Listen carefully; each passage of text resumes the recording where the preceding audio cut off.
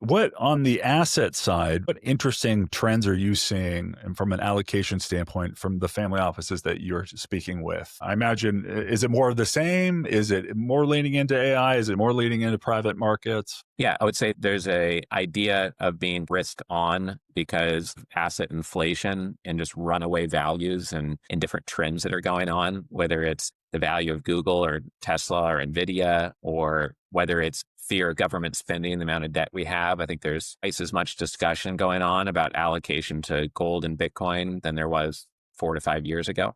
I think there's interest in Fidelity's housing of Bitcoin versus going with Coinbase or Gemini or crypto.com or something. People feel safer with a Fidelity. They feel safer in a BlackRock ETF, et cetera, than a old storage key that they might lose. So that's a trend. Obviously, credit's been a trend for the last 2, 3 years. So that's nothing new to our listeners. But I do think we're at the point now in the cycle where investors have been beat up a little bit, have been bloodied a little bit. And because of that, they've had time to look around. Some of them are making more transactions right now and moving forward on deals to recapitalize manufacturing companies, to provide pref equity to real estate deals, et cetera, where there wasn't as much of that maybe 12 months ago. I think people were worried they were too early in the downturn, but I think now some investors are like pulling the trigger on some deals and helping recapitalize some platforms because they realize it's going to recover and interest rates will go back down at some point, and they don't want to miss all of that.